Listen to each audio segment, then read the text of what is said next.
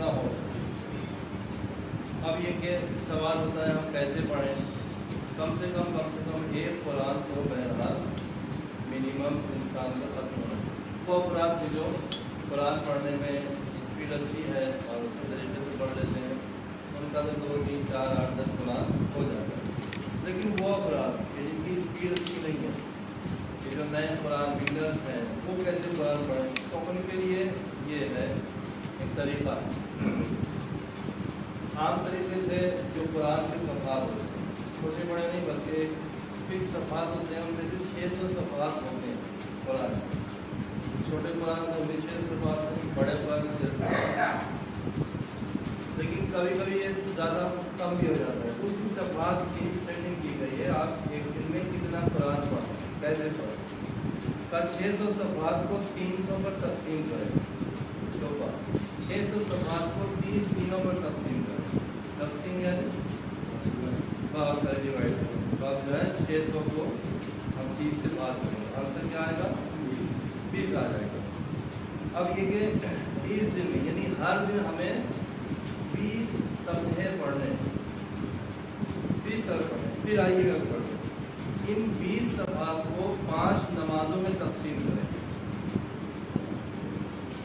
20 صفحات کو 5 وقت پڑھتے ہیں، صبح ظہر عصر مغرب عشاء، تو 4 صفحے آ گئے۔ 4 صفحے یعنی 2 پیج، ایک پیج کے 2 سائڈ ہوتے ہیں، ایک صفحہ ادھر کا ایک صفحہ ادھر کا۔ مثلا ہندی میں بھی پنا اور پنا الگ ہوتا ہے، اس پنے کے 2 سائڈ ہوتے ہیں، ادھر ادھر پیج ہونے کو تو اس کے 2 سائڈ ادھر۔ یہ جو 2 سائڈ ہیں یہ ملا کے 2 ہوئے، اور 4 یعنی صبح کی نماز کا صرف 4 صفحے پڑھیں گے، 2 پنے پڑھ لیں گے، کوئی مشکل نہیں، شاید 2 پنے پڑھنا ہے، کوئی بہت آسان ہے قرآن ختم کرنا۔ آپ 2 پڑھنا چاہتے ہیں، آپ 4 پنے پڑھ لیجیے، لیکن ہوشیاری سے ظہر میں کیونکہ ظہر عصر ایک ساتھ پڑھتے ہیں تو آپ کو 4 پنے پڑھنے ہیں۔ اگر صبح میں آپ نے 4 پنے پڑھے ہیں تو ظہر میں آپ کو 8 پڑھنے ہوں گے، 4 ظہر کے بعد 4 اگر 2 قرآن پڑھنا ہے، لیکن ایک ہی قرآن ختم کرنا ہے، مانا ایک ہی قرآن ختم کرنا ہے تو صبح کی نماز کے بعد 2 پنے پڑھ لیے، 4 صفحے 2 پنے پڑھ لیے، ظہر کے بعد 2 پڑھ لیے، عصر کے بعد 2 پڑھ لیے، اور جب تک مطلب تسبیح سب ہے تب تک 2 پنے تو کھڑاکھڑ ہو جائے گا۔ 4 صفحے پڑھنا کھڑاکھڑ ہو پڑھنے کا آدمی کا، اگر ٹوٹل پڑھ رہے ہیں تو اپنی نماز میں بیٹھ کے آپ 4 پیج پڑھ کے خدا حافظ کر سکتے ہیں۔ اس آسان طریقے سے عمل کرتے ہوئے آرام سے بغیر کسی سر درد کے آپ جو ہے 1 مہینے میں پورا قرآن ختم کر دیں۔ یہ ایک اور علاج کا اس کا تو بہت اچھا کرتا، جو بالکل نہیں پڑھا ہے اس کے لیے بہترین طریقہ ہے ماہ رمضان مبارک میں سیکھنے کا قرآن، اسے چاہیے۔ آپ دیکھیں جناب، یاد کرنے کی شکتی کس میں زیادہ ہوتی ہے؟ عمر کے اعتبار سے، ایج کے اعتبار سے یاد کرنے کی طاقت جتنا چھوٹا، مطلب قد میں نہیں عمر میں، جتنا چھوٹا انسان ہے اس میں یاد کرنے کی طاقت اتنی ہی زیادہ ہوتی ہے، لیکن جیسی عمر بڑھتی رہتی ہے میموری تھوڑا سا ڈاؤن ہو جاتی ہے، پھر وہ یاد نہیں رہتا۔ اب سوال یہ ہے کہ 75 سال کا اگر کوئی شخص قرآن پڑھنے کھڑا ہو تو کیا امکان ہے پڑھ پائے گا؟ یاد ہی نہیں رکھ پائے گا، لیکن یہ ناممکن بھی میں نے ممکن کر دکھا ہے۔ اپنے ننیا سسر 75 سال کی عمر، انہوں نے کہا مجھے صاحب قرآن پڑھنا، میں تو پڑھا دیں گے، کہا وہ چڑچڑا پن والا نہیں، چڑچڑا پن کیا وعین حو یہ سب نہیں نکالنا، ہمیں ڈائریکٹ پڑھنا۔ انہوں نے کہا آپ آئیے ڈائریکٹ پڑھیے، لیکن آپ کیا بھاگیے گا، میں تو نہیں بھاگوں گا، آپ انہوں نے کہا میں نہیں تو بھاگوں گا۔ انہوں نے ماہ رمضان مبارک میں 1 2 3 5 پارے مجھ سے پڑھے، اور کب سے؟ الف سے اللہ ویسے بالٹی آئی وہاں سے شروع کیا اور 5 پارے مجھ سے پڑھے۔ اب وہ باقاعدہ ایک ماہ رمضان میں مکمل پورا قرآن پڑھتے۔ یعنی اگر کوئی بوڑھا بھی ہو پڑھنا چاہ رہا ہو نہیں پڑھ سکتا ہو تو وہ بھی ماہ رمضان میں پڑھ سکتا ہے، لیکن بہانہ بنائے تو یہ الگ ہوتا ہے۔ تو پھر اگر کوئی بالکل نہ پڑھو وہ کیا کرے؟ وہ سیکھے، ٹائم نکالے سیکھنے کا۔ مولوی بیچارہ کس لیے آیا ہے؟ اس کو پریشان کرے، صبح پہنچ جائے شام پہنچ جائے سودے میں جگہ دے بیٹھا قرآن پڑھا دیں، ارے کسی شکایت تو کریں گے تو اس چکر میں آپ قرآن تو سیکھ جائیں گے۔ आप बैठिए मौलवी साहब पास, कुरान सीख लीजिए। ये तो मौलवी ऐसा है जो सुबह से रात तक कुरान पढ़ाता रहता है, क्लास चल रही भाई, सुबह से रात तक पढ़ा रहे। तो आप एक तो ये मरहला कि आप आइए, बहाना नहीं करना, जिनको नहीं आता पड़ा वो करा। अब जिनके पास आने का भी कोई शकत नहीं है, वो बिस्तर में नहीं उठ पाते, सिर्फ कुरान ला के सामने से, उनको क्या करना है? तो उनके लिए काम ये कुरान खोले और के इस तरीके से उंगली फेरते जाएं कुरान पर जैसे आप पढ़ रहे हो, ठीक है? कुरान पर ऐसे उंगली रखते जाइए, यूं यूं यूं यूं नहीं, आहिस्ता आहिस्ता, ऐसे जैसे आप पढ़ रहे हो, आहिस्ता आहिस्ता एक एक वर्ड की बनावट को, उसके शेप को देख देख के, अलिफ कैसा बना हुआ है, बे घूम के है, ये लाम ऊपर से खड़ा है, ऐसे लंबा है, ये रे ऐसे है, ये स्वाद ऐसे, इस तरीके से एक एक हर को देख देख के पढ़ा जाए। का इसका सवाब, चूंकि ये मजबूर है, ना जा सकता है ना पढ़ सकता है। आप देखिए मजबूरी की तरह पर ये सवाब दिया जा रहा है, मगर अगर आप चीटिंग करें तो कोई सवाब नहीं जी, अगर चीटिंग करें तो कोई सवाब नहीं। अगर नहीं पढ़ सकते, हालात सीखने के नहीं है, तो आप कुरान खोलिए, उस पर एक लाइन में देखते जाइए, अल्लाह आपको कुरान पढ़ने का सवाब अता फरमाएगा जी। तो जो नहीं पढ़े उनके लिए पहला स्टेप तो सीखना है आपको। आप क्रिकेटर के नाम सीख लेते हैं, 3-3 घंटे की पिक्चर की स्टोरी याद कर लेते हैं, कितने सीरियल्स आप याद कर लेते हैं, नहीं याद होता तो कुरान है ना? जिनको याद करने का कोई फायदा नहीं, ना दुनिया में ना आखिरत में, वो तो याद हो जाते हैं, लेकिन जिसका फायदा दुनिया में भी है और आखिरत में भी, वो नहीं याद होता जी।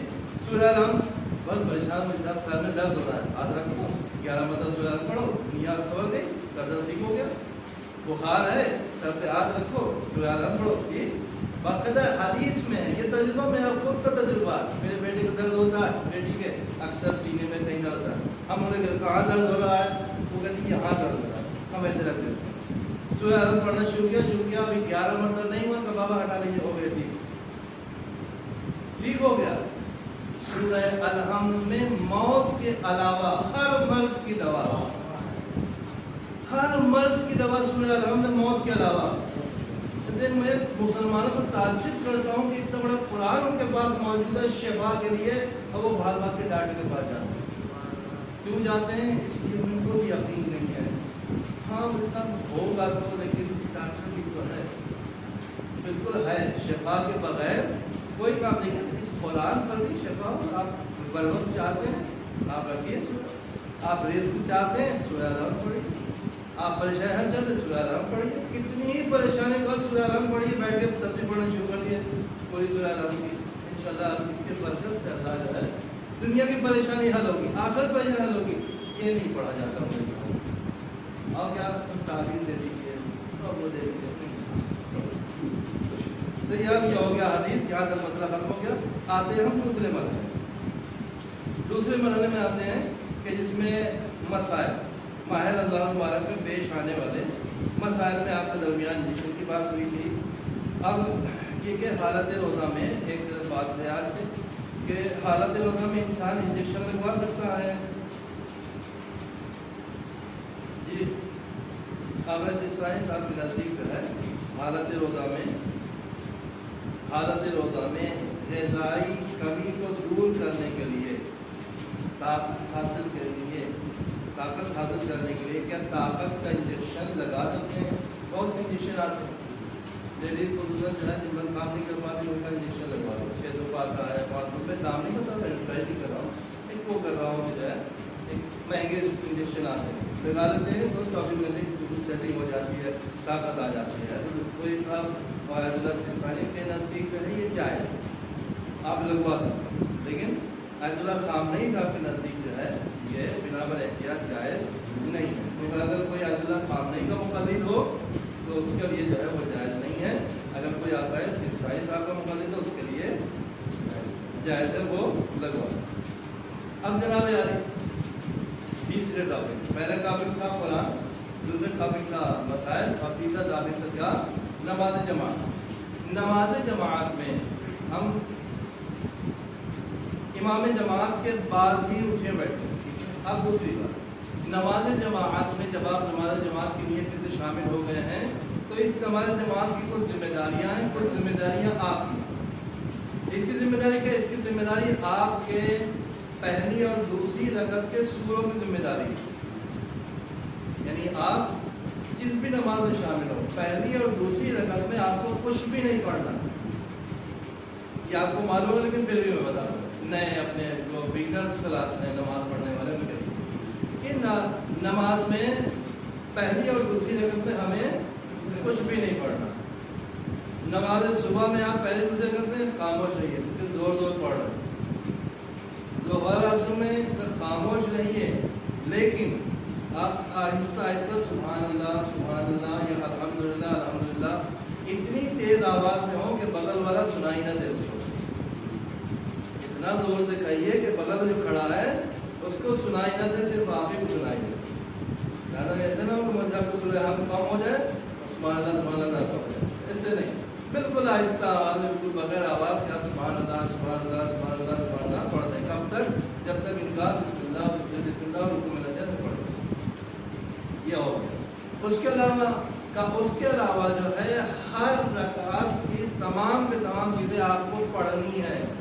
رکوع کا ذکر آپ کو پڑھنا ہے، سجدے کا ذکر آپ کو پڑھنا ہے، سمع اللہ آپ کو پڑھنا ہے، بسم اللہ آپ کو پڑھنا ہے، استغفر اللہ آپ کو پڑھنا ہے، یا اللہ اکبر آپ کو پڑھنا ہے، تو آپ کو پڑھنا ہے. یہ ان کے اوپر نہیں ہوگا. تیسری اور چوتھی رکعت میں قیام کی حالت میں کیا پڑھیں گے؟ تسبیحات اربعہ. تسبیحات اربعہ یعنی سبحان اللہ والحمدللہ ولا الہ الا اللہ واللہ اکبر. تسبیحات اربعہ پڑھنے کے لیے بسم اللہ کہنا ضروری نہیں ہے. اگر آپ نے بسم اللہ کہہ دیا ہے تو آپ سورہ الحمد پڑھیں گے، تسبیحات اربعہ نہیں پڑھیں گے. ٹھیک ہے، یہ تسبیحات اربعہ پڑھنا ہے. اور کتنی مرتبہ؟ کم سے کم 1 مرتبہ، زیادہ سے زیادہ 3 مرتبہ. اگر مولوی صاحب کی اسپیڈ سے پڑھ رہے ہیں تسبیحات اربعہ اور آپ آہستہ پڑھ رہے ہیں تو 1 مرتبہ کافی ہو جائے گا. مطلب پڑھنے کافی ہو جائے گا. یہ نہیں کہ 3 مرتبہ نہیں پڑھا آپ کو بھول گئی نہیں. 1 مرتبہ اگر پڑھ لی تو کافی ہو جائے گا. اگر آپ کو ٹائم مل جائے تو آپ 2 مرتبہ اور 3 مرتبہ پڑھ رہے ہیں تو تسبیحات اربعہ کافی. یہ ہو گیا 3 ٹاپک مسائل، انشاءاللہ پھر بیان ہوتے ہیں.